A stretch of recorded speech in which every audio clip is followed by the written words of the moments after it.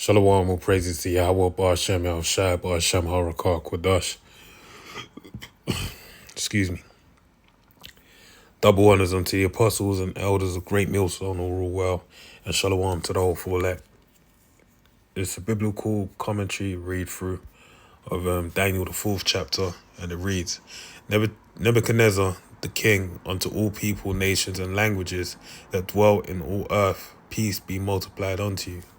All right, now this is Nebuchadnezzar, the head of gold, that was established, prophesied by Daniel, all right, in the event of a dream troubling him that he couldn't understand. And it was revealed unto him by way of the Heavenly Father's chosen men, all right, Daniel being the me, receiving the dream and the breakdown, the interpretation of it. But basically, this king served as the head of gold within that dream, all right? And basically is everything that followed after him was inferior, all right? But it multiplied in strength, right? But it was still inferior. Why? Because it was built upon the foundation which he laid, all right? But just broadened and less and more inferior, basically. And that's usually how things work. Usually, if you want like a greater quantity or something, there'll be a compromise in quality. It's rare when you find something that is like mass produced or comes of high abundance and is of great quality, because usually what happens, something that's of great quality is scarce and hard to get your hands on. That's why it's compared to what? Gold. All right, gold compared to silver is there's less gold upon the earth.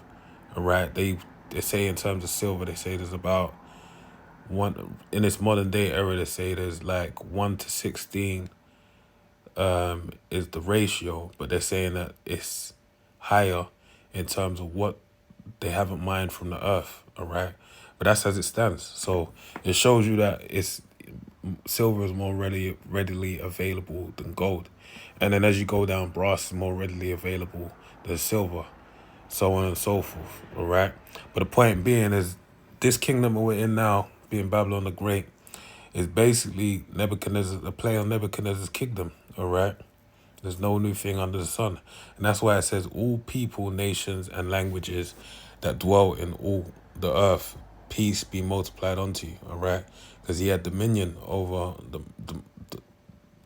the most majority of the earth. All right, he was set in a high esteem. Right, no one was chatting to him. Verse 2, I thought it good to show the signs and wonders that the high power have wrought toward me. How great are his signs and how mighty are his wonders. His kingdom is an everlasting kingdom, and his dominion is from generation to generation. I, Nebuchadnezzar, was at rest in mine house and flourishing in my palace. I saw a dream which made me afraid, and the thoughts upon my bed and visions of my head troubled me. Therefore made I a decree to bring in all the wise men of Babylon before me, that they might make known unto me the interpretation of the dream. Then came the magicians, the astrologers, the Chaldeans, and the soothsayers, and I told the dream before them. But they did not make known unto me the interpretation thereof. But the last Daniel came in before me, whose name is Belshazzar, according to his name, according to the name of my power, and in whom is the spirit of the holy gods. All right, the Most High power. And before him I told the dream, saying, O Belshazzar, master of magicians, because I know that the spirit of the holy gods is in thee, powers is in thee, and no secret troubleth thee. Why? Because the Most High said he will do nothing, but he revealeth his secrets unto his servants the prophets. And Daniel, as he was called by Nebuchadnezzar, due to being a captive in the land of Babylon, Belshazzar, had that same spirit upon him. Why? Because the Heavenly Father chose him to be a prophet. Tell me the visions of my dream that I have seen, and the interpretation thereof. And thus were the visions of mine head in my bed. I saw and behold a tree in the midst of the earth, and the height thereof was great. The tree grew and was strong, and the height thereof reached unto heaven, and the sight thereof to the end of all the earth. The leaves thereof were fair, and the fruit thereof much, and in it was meat for all. The beasts of the that field had shadow under it, and the fowls of the heaven dwelt in the boughs thereof, and all flesh was fed of it. I saw the visions of my head upon my bed, and behold, a watcher and an holy one came down from heaven. He cried aloud and said thus, hew down the tree and cut off his branches, shake off his leaves and scatter his fruit. Let the beasts get away from under it, and the fowls from his branches. Nevertheless, leave the stump of his roots in the earth, even with a band of iron and brass, in the tender grass of the field, and let it be wet with the dew of heaven, and let his portion be with the beasts in the grass of the earth. Let his heart be changed from man's, and let a beast's heart be given unto him, and let 7 times pass over him. Verse 17. This matter is by the decree of the watchers, and the demand by the word of the holy ones, to the intent that the living may know that the Most High ruleth in the kingdom of men, and giveth it to whomsoever he will, and setteth up over it the bases of men.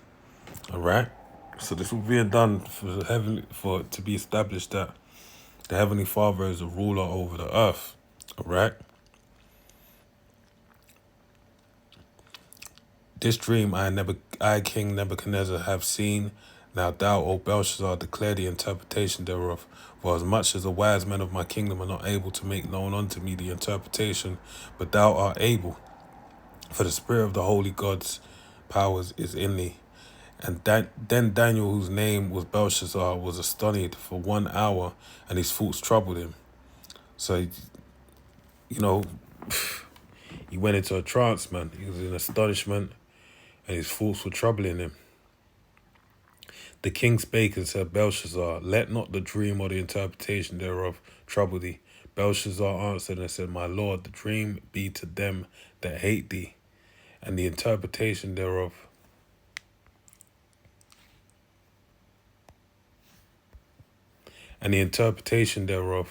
to thine enemies. The tree that thou sawest, which grew and was strong, whose height reached unto the heaven, and the sight thereof to all the earth, whose leaves were fair, and to fruit thereof much, and in it was meat for all, under which the beasts of the field dwelt, and upon those branches the fowls of the heaven had their habitation. It is thou, O king, and thou art grown and become strong, for thy greatness is grown and reacheth unto heaven, and thy dominion to the end of the earth. And whereas the king saw a watcher and an holy one coming down from heaven, and saying, hew the tree down and destroy it, yet leave the stump of the roots thereof in the earth, even with a band of iron and brass in the tender grass of the field, and let it be wet with the dew of heaven, and let his portion be with the beasts of the field, till 7 times pass him over. This is the interpretation, O king, and this is the decree of the Most High, which is come upon my lord the king. They shall drive thee from men, and thy dwelling shall be with the beasts of the field, and they shall make thee to eat grass as oxen, and they shall wet thee with the dew of heaven, and 7 times shall pass over thee, till thou know that the Most High ruleth in the kingdom of men, and giveth it to whomsoever he will. All right, so the Most High was abasing the king Nebuchadnezzar, all right, to humble him, to let it be known that what the Most High rules, man. All right, that he ain't the top guy, the top cat. Verse 26. And whereas they commanded to leave the stump of the tree of the tree roots, thy kingdom shall be sure unto thee, after that thou shalt have known that the heavens do rule. All right, so he's gonna have his kingdom back, but it's only once he understands that the Most High rules, man. All right. Therefore, O king, let my counsel be acceptable unto thee, and break off thy sins by righteousness, and thine iniquities by showing mercy to the poor, if it may be a lengthening of thy tranquility. All this came upon the king Nebuchadnezzar. At the end of 12 months, he walked in the palace of the kingdom of Babylon. And the king spake and said, Is not this great Babylon that I have built for the house of the kingdom by the mighty of my power and for the honor of my majesty? While the word was in the king's mouth, there fell a voice from heaven saying, O King Nebuchadnezzar, to thee it is spoken, the kingdom is departed from thee. All right. So that pride hit him in the head. He's saying, this, look, I've done this great thing. But then it got made known by the voice coming before him and telling him, look, the judgment is set. And they shall drive thee from men, and thy dwelling shall be the beasts of the field. They shall make thee to eat grass as oxen, and 7 times shall pass over thee until thou know the Most High ruleth in the kingdom of men, and giveth it to whomsoever he will. The same hour was the thing fulfilled upon Nebuchadnezzar, and he was driven from men, and did eat grass as oxen, and his body was wet with the dew of heaven, till his hairs were grown like eagle's feathers, and his nails like birds' claws.